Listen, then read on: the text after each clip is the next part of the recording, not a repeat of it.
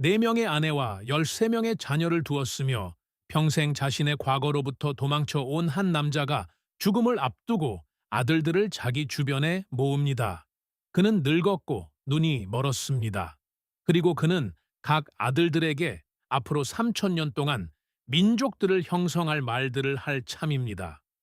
모든 축복, 모든 경고, 모든 이름, 이 중 어떤 것도 우연이 아닙니다.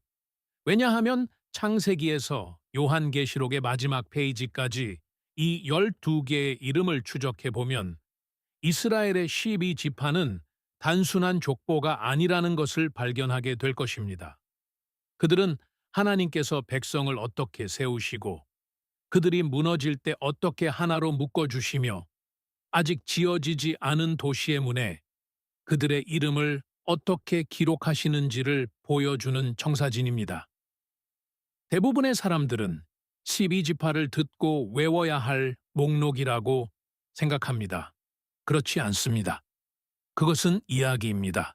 그리고 그 이야기는 국가에서 시작되는 것이 아니라 아무도 원하지 않았던 결혼에서 시작됩니다. 이스라엘 민족이 될 가문의 수장인 야곱에게는 두 아내가 있었습니다. 그리고 첫째 아내인 레아는 그의 선택이 아니었습니다. 창세기 29장 20절은 야곱이 라헬을 위하여 7년을 섬겼으나 그를 사랑하는 까닭에 7년을 며칠같이 여겼더라고 말합니다. 그러나 결혼식 밤에 그들의 아버지 라반은 자매들을 바꿔치기 했습니다. 야곱은 잠에서 깨어보니 레아와 결혼해 있었습니다. 그리고 그 순간부터 12지파는 경쟁, 마음의 상처, 그리고 보이지 않는다고 느낀 여인들의 간절한 기도로부터 태어납니다. 모든 이름 하나하나가 출생의 순간 어머니의 고통이나 희망을 엿볼 수 있는 창문입니다. 이름은 단순한 표식이 아닙니다. 그것은 기도입니다. 원치 않는 아내였던 레아가 아기를 낳습니다. 그녀의 첫째 아들은 르우벤입니다. 히브리어로는 라유벤입니다. 라, 보다, 와, 벤, 아들에서 유래했습니다. 창세기 29장 32절은 그녀의 정확한 말을 전합니다. 여호와께서 나의 괴로움을 돌보셨으니 이제 내 남편이 나를 사랑하리로다. 이스라엘의 첫 번째 지파는 사랑받고 싶어 하는 여인의 염원을 따라 이름 지어졌습니다. 이것은 각주가 아닙니다. 이것이 바로 토대입니다. 하나님은 세상이 간과했던 어떤 이의 기도로 자신의 민족을 세우셨습니다. 다음은 시므온입니다. 듣다 라는 의미의 샤마에서 유래한 시몬입니다. 창세기 29장 33절 여호와께서 내가 사랑받지 못함을 들으셨으므로 내게 이 아들을 주셨도다. 하나님께서 보셨습니다. 그리고 하나님께서 들으셨습니다. 처음 두 지파는 하나님께서 아무도 주목하지 않는 사람들에게 주의를 기울이신다는 증거입니다. 셋째 아들은 레위입니다. 연합하다 또는 붙다라는 의미의 라바에서 유래한 레위입니다. 창세기 29장 34절 내 남편이 이제는 나에게 연합하리로다. 내가 그에게 세 아들을 낳았음이로다. 그녀는 여전히 야곱의 사랑을 갈구합니다. 그러나 그 아이러니는 놀랍습니다. 레위의 후손들은 어떤 한 남자에게 연합되지 않을 것입니다. 그들은 하나님께 연합될 것입니다. 레위 지파는 제사장 지파가 되어 성막에서 봉사하고 언약궤를 메고 하나님과 백성 사이에 서는 역할을 할 것입니다. 레아는 남편에게 연합되기를 원했습니다. 하나님은 그 열망을 자신에게 연합되게 바꾸셨습니다. 그리고 유다입니다. 찬양하다라는 의미의 야다에서 유래한 예후다입니다. 창세기 29장 35절 이번에는 내가 여호와를 찬송하리로다. 그리고 성경은 이로 말미암아 그가 그의 이름을 유다라 하였더라고 덧붙입니다. 그러자 그녀는 더 이상 아이를 낳지 않았습니다. 무언가 변화가 일어났습니다. 처음 새 이름은 고통에 관한 것입니다. 네 번째 이름은 찬양에 관한 것입니다. 그리고 왕실 계보는 찬양의 지파인 유다에서 내려옵니다. 다윗 왕은 유다 지파 출신입니다. 그리고 요한계시록 5장 5절은 예수를 유다 지파의 사자, 다윗의 뿌리라고 부릅니다. 메시아는 거부당한 여인이 사랑을 구하기를 멈추고 감사하기 시작한 순간에서 옵니다.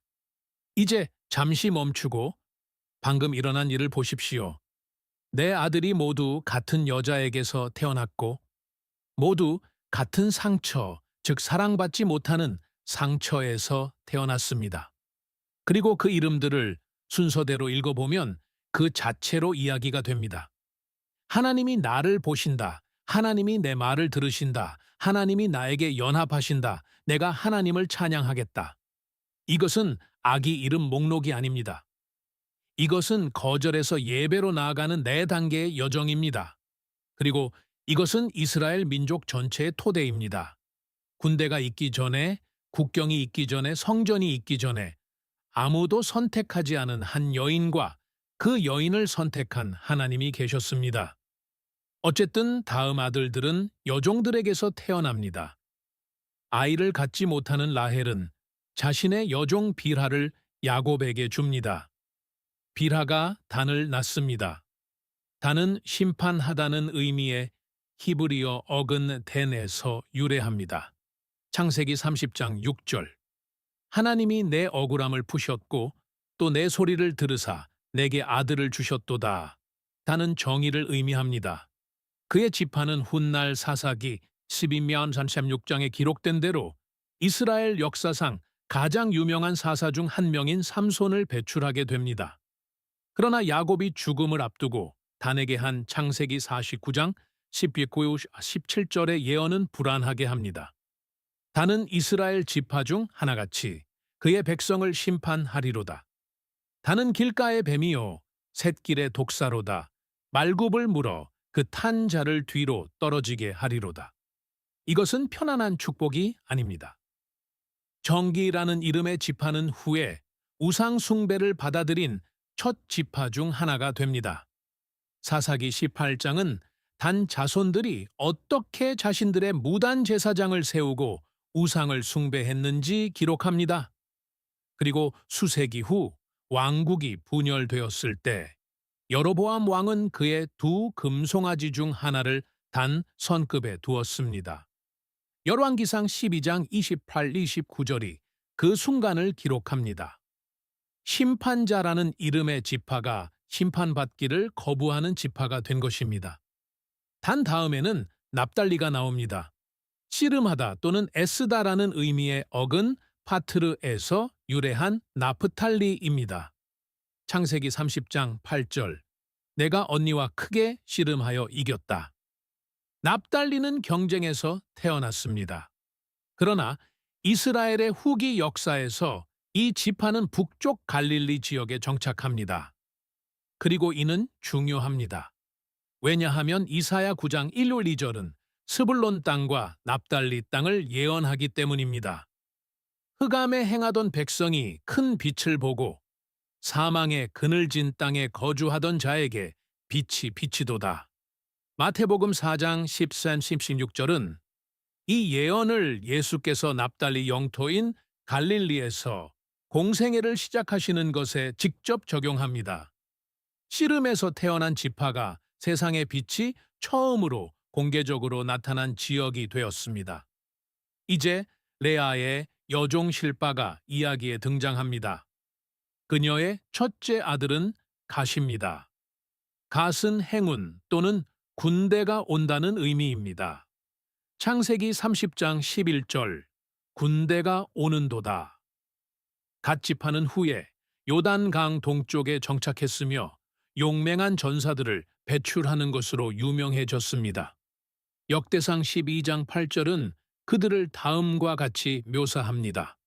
갓 사람 중에서 요새 이르러 다윗에게 돌아온 자가 있었으니 다 용맹한 용사요 싸움에 익숙하여 방패와 창을 능히 쓰는 자라. 그 얼굴은 사자 같고 빠르기는 산의 사슴 같으니 짧은 이름 큰 명성. 실바의 둘째 아들은 아셀입니다. 아셀은 행복하다 또는 복받았다는 의미의 아셀에서 유래합니다. 창세기 30장 13절 나에게 복이 있도다 모든 딸들이 나를 복된 자라 하리로다. 야곱이 창세기 49장 20절에서 아셀에게 한 예언, 아셀에게서 나는 식물은 기름진 것이라. 그가 왕의 수라상을 차리리로다. 이스라엘 북부에 있던 아셀의 영토는 실제로 비옥한 토양과 올리브 나무 숲으로 유명했습니다. 그리고 수세기 후에 이 지파 출신의 한 여인이 신약 성경에 등장합니다. 누가복음 2장 36, 38절 또 아셀 지파 바누엘의 딸 안나라 하는 선지자가 있어 나이가 매우 많았더라. 그가 결혼한 후 7해 동안 남편과 함께 살다가 과부가 되고 84세가 되었더라. 이 사람이 성전을 떠나지 아니하고 주야로 금식하며 기도함으로 섬기더니 그녀는 평생 메시아를 기다렸습니다. 그리고 아기 예수를 보았을 때 그녀는 그를 알아보았습니다. 행복의 지파는 마침내 기쁨이 완성된 여인을 배출했습니다. 레아는 그 후에 2 아들을 더 낳습니다. 이사갈입니다. 보상 또는 대가를 의미하는 사카르에서 유래했을 가능성이 높은 이사갈입니다. 창세기 30장 18절 하나님이 내가 내 여종을 내 남편에게 주었으므로 내게 그 값을 주셨도다. 이사갈 지파는 나중에 예상치 못한 것으로 유명해졌습니다. 역대상 12장 32절은 그들을 이렇게 묘사합니다. 이사갈 자손 중에서 시세를 깨달아 이스라엘이 마땅히 행할 것을 아는 우두머리가 200명이요. 그들의 모든 형제는 그들의 명령을 따르는 자며 보상이라는 이름의 지파는 지혜와 분별력으로 유명해졌습니다. 이사갈 다음에는 스불론이 나옵니다. 존경하다 또는 함께 거주하다는 의미의 자발에서 유래한 스불론입니다. 창세기 30장 20절 하나님이 나에게 좋은 선물을 주셨도다. 내 남편이 이제 나와 함께 거하리니 이는 내가 그에게 6 아들을 낳았음이로다. 여전히 희망하고 여전히 갈망합니다. 그리고 6 아들을 낳은 후 레아는 딸 디나를 낳습니다. 그녀의 이름은 심판 또는 의롭다 함을 받다를 의미합니다. 그러나 창세기 34장에 기록된 디나의 이야기는 성경에서 가장 고통스러운 이야기 중 하나입니다. 그녀는 지파 목록에 포함되지 않지만 이야기 속 그녀의 존재는 이 가족 이야기가 단순히 승리뿐만 아니라 트라우마도 포함하고 있음을 상기시켜 줍니다. 자, 이제 한 걸음 물러서서 전체 그림을 살펴봅시다. 지금까지 우리는 한 집안에서 4명의 다른 여자에게서 태어난 10명의 아들을 보았습니다. 사랑받지 못했던 아내 레아는 6을 낳습니다. 라헬의 여종 비라는 2을 낳습니다. 레아의 여종 실바는 2을 낳습니다. 그리고 모든 이름 하나하나가 그 순간 어머니가 느꼈던 감정, 즉 갈망, 경쟁, 씨름, 기쁨, 보상을 기록하고 있습니다. 이것은 궁전에서 태어난 왕실 혈통이 아닙니다. 이것은 혼돈 속에서 태어난 가족입니다. 그리고 이것이 요점입니다. 하나님은 영원한 것을 만들기 위해 완벽한 환경을 기다리지 않으십니다. 그분은 혼란 속으로 걸어 들어가 깨진 조각들을 집어들고 내가 이것으로 한 민족을 만들겠다고 말씀하십니다. 당신이 자신의 가족이나 자신의 이야기를 보며 하나님이 사용하시기에는 너무 복잡하다고 생각했다면 이 성경 구절은 당신을 위해 쓰인 것입니다. 그리고 마침내 라헬이 임신합니다. 수년 동안 기다리고 언니가 계속해서 아이를 낳는 것을 지켜본 끝에 라헬은 요셉을 낳습니다. 더하시다는 의미의 야사퍼에서 유래한 요셉입니다. 창세기 30장 24절 여호와께서 나에게 다른 아들을 더하시기를 원하노라. 요셉은 갈망의 아들이고 긴 기다림의 아들이며 그의 삶은 그 주제를 반영할 것입니다. 창세기 37장에서 자기 형제들에게 노예로 팔리고 창세기 39장에서 거짓 비난을 받고 창세기 40장에서 투옥되어 잊혀졌다가 하나님의 때에 창세기 41장에서 이집트 전역에서 두 번째로 강력한 자리로 승격됩니다. 요셉의 이야기는 창세기 14장을 걸쳐 있으며 성경 전체에서 가장 상세한 이야기 중 하나입니다. 야곱이 요셉에게 준 임종 축복은 12지파 중 가장 길었습니다. 창세기 49장 22-26절 요셉은 무성한 가지 곧 샘 곁에 무성한 가지라 그 가지가 담을 넘었도다. 활 쏘는 자가 그를 학대하며 적개심을 가지고 쏘았으나 요셉의 활은 도리어 견고하며 그의 팔은 힘이 있으니 이는 야곱의 전능자의 손을 힘입음이라.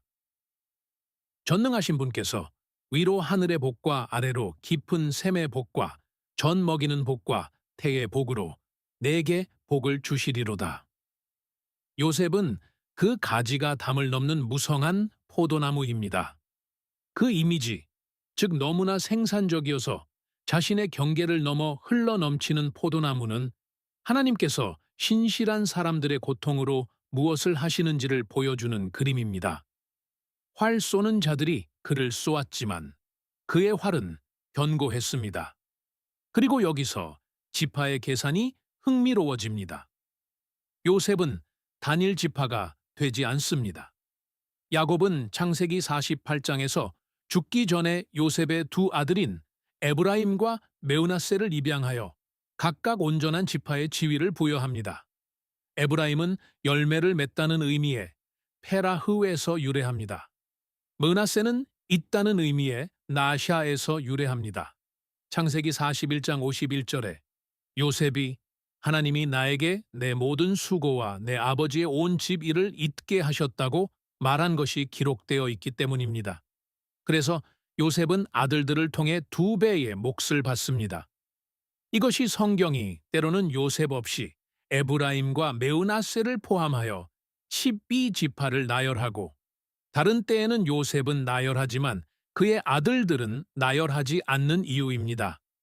숫자는 12로 유지되지만 문맥에 따라 이름이 바뀝니다.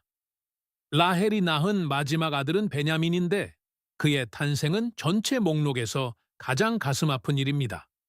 라헬은 출산 중에 죽습니다. 창세기 35장 18절 그가 죽어가면서 그의 혼이 떠나려 할 때 그가 아들의 이름을 베논이라 불렀으니 즉 내 슬픔의 아들이라는 뜻입니다. 그러나 그의 아버지는 그를 베냐민 즉 내 오른손의 아들이라는 뜻의 비냐민이라고 불렀습니다. 죽어가는 숨결로 불린 이름과 믿음으로 불린 이름, 같은 아이, 두 가지 정체성. 그리고 야곱은 생명을 말하는 이름을 선택합니다. 야곱이 창세기 49장 27절에서 베냐민에게 한 예언은 맹렬합니다. 베냐민은 물어뜯는 일이라. 아침에는 빼앗은 것을 먹고 저녁에는 움킨 것을 나누리로다. 베냐민 지파는 사무엘상 9장 10절에 묘사된 이스라엘의 첫 번째 왕 사울을 배출할 것입니다. 그리고 신약 성경에서 사도 바울은 빌립보서 3장 5절에서 자신이 베냐민 지파 히브리인 중에 히브리인이라고 기록합니다. 슬픔의 아들은 오른손의 아들이 되었고 그의 혈통에서 교회를 박해하던 제서 신약 성경의 상당 부분을 기록한 사람이 나왔습니다. 자, 이렇게 12지파가 다 모였습니다. 이제 그들이 한 민족으로서 어떻게 되는지 알아보기 전에 잠시 멈추어 이 이름들을 함께 들어봅시다. 왜냐하면 이 이름들을 나열하면 거의 선언처럼 들리기 때문입니다. 르우벤, 하나님이 보신다. 시므온, 하나님이 들으신다. 레위, 그가 가까이 오신다. 유다, 내가 그를 찬양하겠다. 단, 그가 정의를 가져오신다. 납달리, 나의 씨름을 통해 갓 좋은 행운이 온다. 아셀, 나는 복받았다. 이사갈, 보상이 있다. 스불론, 그가 나와 함께 거하실 것이다. 요셉, 그가 더하실 것이다. 베냐민, 내 오른손의 아들, 12개의 이름, 12개의 기도, 인간의 갈망이라는 원료를 가져와 제국보다 오래 지속되는 것으로 빚어내는 하나님의 방법을 보여주는 12개의 창문입니다. 이들은 두루마리 위의 신화적 인물이 아닙니다.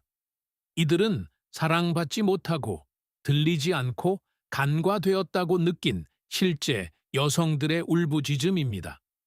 그리고 그들 각자에게 그 이름이 한 민족이 된 자녀로 응답하신 하나님이 계셨습니다. 이제 이야기는 파멸적인 전환을 맞이합니다. 솔로몬 통치 후 기원전 930년경 이스라엘 연합 왕국은 두 개로 분열됩니다. 열왕기상 12장이 그 순간을 기록합니다. 솔로몬의 아들 르호보암은 그의 아버지가 부과했던 무거운 세금을 낮추기를 거부합니다. 12지파 중 10지파가 반란을 일으켜 북왕국을 형성하고 이 왕국은 이스라엘이라는 이름을 유지합니다. 유다와 베냐민만이 다윗 왕가의 충성을 유지하여 유다라는 남왕국을 형성합니다. 제사장으로서 땅 전역에 흩어져 있던 레위 지파는 북왕국이 자신들의 무단 예배 중심지를 세웠기 때문에 분열 후에 대부분 남쪽 유다로 이주했습니다. 역대하 11장 13, 14절이 이 이주를 기록합니다. 처음에 에브라임 지파의 여로보암이 이끌던 북왕국은 즉시 베델에 하나, 단에 하나씩 두 개의 금송아지를 예배 중심지로 세웁니다. 열왕기상 12장 28, 29절. 그 시점부터 북왕국은 우상 숭배의 나선형으로 빠져듭니다. 그리고 기원전 722년에 아수르 제국이 북왕국을 정복하고 그 백성을 이주시킵니다. 열왕기하 17장 6절. 이 10지파는 아수르 제국 전역으로 흩어져 역사가 이스라엘의 잃어버린 10지파라고 부르는 존재가 됩니다. 그 지파 출신 개인들은 성경 이야기 전체에서 계속해서 자신들의 정체성을 드러냈으므로 완전히 사라진 것은 아닙니다. 아셀 지파의 선지자 안나가 한 예입니다. 그러나 조직화된 영토 보유 지파로서는 그들은 정치 지도에서 사라졌습니다. 남왕국 유다는 더 오래 살아남았지만 결국 기원전 586년에 바빌론에게 함락됩니다. 열왕기하 25장. 예루살렘은 파괴됩니다. 성전은 불탑니다. 백성은 포로로 잡혀갑니다. 그러나 북쪽 지파들과 달리 유다는 예레미야 25장 11, 12절에 예언된 대로 70년 후에 돌아옵니다. 남은 자들이 돌아와 성전을 재건하고 예배를 재확립합니다. 이것이 예수님 시대의 유대인들이 유다라는 이름에서 유래하여 유대인이라고 불린 이유입니다. 찬양의 지파가 살아남은 민족의 정체성이 되었습니다. 그러나 12지파는 성경 이야기에서 사라지지 않습니다. 그들은 성경에서 가장 중요한 순간들에 다시 나타납니다. 가장 생생한 예 중 하나는 대제사장의 의복 안에 숨겨져 있습니다. 출애굽기 28장 15-21절은 대제사장이 하나님의 임재 앞에 들어갈 때 입었던 흉패를 묘사합니다. 그것은 호시엔, 즉 판결 흉패라고 불렸습니다. 그 위에는 세 줄씩 네 줄로 배열된 12개의 보석이 박혀 있었고 각 보석에는 12지파 중 하나의 이름이 새겨져 있었습니다. 대제사장이 성막에 들어설 때마다 그는 온 민족을 등에 짐처럼 지고 가는 것이 아니라 심장 가까이, 심장에 대고 자신의 가슴에 지고 갔습니다. 12개의 다른 돌, 12개의 다른 색깔, 12개의 다른 이름들이 모두 한 옷에 함께 담겨 한 제사장에 의해 하나님 앞에 나아갔습니다. 그리고 그 이미지는 신약 성경으로 이어집니다. 히브리서 7장 10장은 예수를 궁극적인 대제사장으로 제시합니다. 그는 흉패에 12개의 돌을 지고 가는 것이 아니라 모든 신자를 아버지 앞에서 중보기도하며 품고 가시는 분입니다. 지파들은 단순히 천에 새겨진 이름이 아니었습니다. 그들은 앞으로 올 것의 그림이었습니다. 그리고 요한계시록이 있습니다. 12지파는 성경의 마지막 책에서 2번 등장하며 2번 모두 놀랍습니다.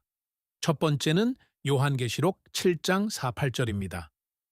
요한은 인맞은 하나님의 종 14만 4천 명을 보는데 12지파 각각에서 12,000명씩입니다. 그러나 이 목록은 창세기의 목록과 같지 않습니다. 르우벤 대신 유다가 먼저 나열됩니다. 레위는 제사장 역할 때문에 일반적으로 지파 목록에서 제외되었음에도 불구하고 포함됩니다. 그리고 단은 빠져 있습니다. 심판자라는 이름의 지파, 이스라엘을 우상 숭배로 이끌었던 지파가 목록에서 빠져 있습니다. 단 대신 메우나세가 요셉과 함께 나타납니다. 성경은 단이 제외된 이유를 명시적으로 밝히지는 않지만 그 패턴은 쉽게 간과할 수 없습니다. 사사기 18장에서 시작하여 단 선급의 금송아지로 절정에 달한 단의 거짓 예배로 이끈 역사는 이야기의 끝까지 울려 퍼지는 결과를 가져오는 것으로 보입니다. 그러나 주목할 만한 점이 있습니다. 레위의 포함은 무언가 변화가 있었음을 시사합니다. 구약시대에는 레위인들만이 제사장으로 봉사했기 때문에 레위는 분리되었습니다. 나머지 백성은 레위인들을 통해 하나님께 나아갔습니다. 그러나 요한계시록의 목록에서는 레위가 지파들 사이에 다시 있습니다. 제사장과 백성 사이의 벽이 사라졌습니다. 베드로전서 2장 9절은 이것이 의미하는 바를 포착합니다. 너희는 택하신 족속이요 왕 같은 제사장들이요 거룩한 나라요. 하나님께서 시내산에서 출애굽기 19장 6절에 선포하셨던 원래의 비전, 즉 그의 모든 백성이 제사장 나라가 될 것이라는 비전이 회복되고 있는 것입니다. 요한계시록 7장의 목록은 단순히 목록이 아닙니다. 그것은 신학적 선언입니다. 제사장 직분은 모든 사람에게 속합니다. 이제 두 번째 등장은 요한계시록 21장 12, 14절입니다. 요한은 이렇게 기록합니다. 크고 높은 성곽이 있고 12문이 있는데 문에 12천사가 있고 그 문들 위에 이스라엘 자손 12지파의 이름들이 기록되어 있더라. 동쪽의 세 문, 북쪽의 세 문, 남쪽의 세 문, 서쪽의 세 문이니 그 성의 성곽에는 12기초석이 있고 그 위에는 어린 양의 12사도의 이름들이 있더라. 무슨 일이 일어나고 있는지 보이십니까? 지파들은 문, 즉 들어가는 길입니다. 그리고 사도들은 기초, 즉 모든 것이 놓여 있는 것입니다. 구약과 신약, 이스라엘과 교회는 서로 경쟁하거나 대체하는 것이 아니라 하나의 도시, 하나의 구조, 하나의 집으로 융합됩니다. 그리고 문들이 모든 방향을 향하고 있음에 주목하십시오. 북쪽으로 3개, 남쪽으로 3개, 동쪽으로 3개, 서쪽으로 3개. 요한계시록 21장 13절. 당신이 어디에서 왔든 당신을 기다리는 지파 이름이 새겨진 문이 있습니다. 에스겔 48장 30-34절은 이미 수세기 전에 이 배열을 예언했습니다. 그리고 에스겔의 버전에서는 단이 돌아와 있습니다.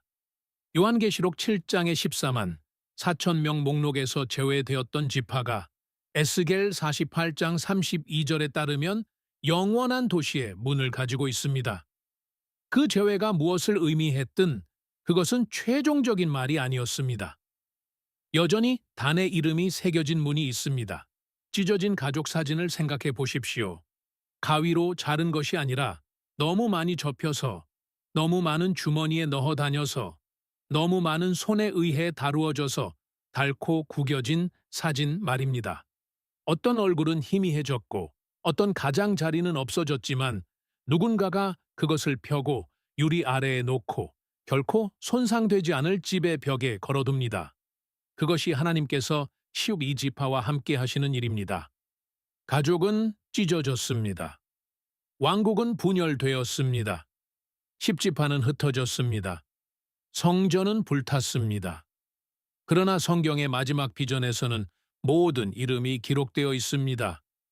모든 지파가 문을 가지고 있습니다. 모든 돌이 제자리에 있습니다. 창세기에서 요한계시록까지 이 12개의 이름을 추적할 때 당신에게 남는 것은 이것입니다. 이름 그 자체로 이야기가 됩니다. 르우벤, 하나님이 보신다. 시므온, 하나님이 들으신다. 레위, 하나님께 연합한다. 유다, 찬양. 단, 정예. 납달리, 나의 씨름. 갓, 좋은 행운. 아셀, 행복. 이사갈, 보상. 스불론, 존귀. 요셉, 하나님이 더하실 것이다. 베냐민, 내 오른손의 아들. 이 의미들을 순서대로 읽으면 거의 기도처럼 들립니다. 하나님이 보시고 하나님이 들으시며 우리를 가까이 이끄십니다. 그리고 우리의 응답은 찬양입니다. 그분은 우리의 씨름을 통해 정의를 가져오시고 기다리는 자들에게 행운과 행복을, 신뢰하는 자들에게 보상과 존귀를 주십니다. 그리고 결국 그분은 부족한 것을 더하시고 우리를 자신의 오른편에 앉히십니다. 그리고 이 이야기 속에는 당신 주변의 사람들을 보는 방식을 변화시키는 또 다른 무언가가 숨어 있습니다. 모든 지파는 달랐습니다. 유다는 이끌었고, 레위는 섬겼고, 이사갈은 분별했으며, 베냐민은 싸웠고, 아셀은 공급했으며, 단은 심판했습니다. 심지어 심판이 잘못되었을 때에도 흉패에 박힌 12개의 돌 중 어느 하나도 같은 색깔이 아니었습니다. 하나님은 같은 지파에 12개의 복사본을 원하신 것이 아닙니다. 그분은 같은 언약의 12가지 독특한 표현을 원하셨습니다. 하나님의 가족 안에서 당신의 역할은 다른 사람의 지파가 되는 것이 아닙니다. 그것은 당신 자신의 지파가 되는 것입니다. 그러나 아마도 저에게 가장 깊이 남는 부분은 문일 것입니다. 아직 지어지지 않은 도시의 12개 문, 그리고 모든 문에 새겨진 이름, 완벽한 지파의 이름이 아닙니다. 결코 실패하지 않은 지파의 이름도 아닙니다. 한 여인의 고통에서 태어나 수세기 동안의 전쟁과 예배와 방황으로 형성되고 제국들에 의해 흩어졌지만 여전히 하나님의 집 입구에 기록된 지파의 이름입니다. 당신의 실패가 당신의 이름을 지우지 못합니다. 당신의 흩어짐이 당신의 문을 없애지 못합니다. 당신이 태어나기 전에 당신의 이름을 지으신 하나님은 당신이 아직 보지 못한 도시에 당신의 이름을 새기신 바로 그 하나님이십니다. 야곱은 죽음을 앞두고 늙고 눈먼 차에 한 민족이 될 12명의 아들에게 말을 함으로써 이 이야기를 시작했습니다. 요한계시록은 하나님의 영광으로 빛나는 도시의 문에 그 12개의 이름이 새겨진 채로 이야기를 끝맺습니다. 그리고 가장 놀라운 부분은 임종의 자리와 도시 사이, 첫 축복과 마지막 문 사이에서 그 모든 지파들이 부서지고 방황하고 넘어졌다가 집으로 돌아왔다는 것입니다. 모든 지파가 말입니다. 그리고 여전히 그들의 이름은 문에 새겨져 있습니다. 만약 12지파를 통한 이 여정이 당신이 믿음의 토대를 보는 방식을 바꾸어 놓았다면 구독과 좋아요를 부탁드립니다. 우리는 시간이 묻으려 했던 역사를 발굴하고 있습니다. 우리와 함께 미래를 심으십시오. 다음 진리의 보물이 곧 공개될 것입니다.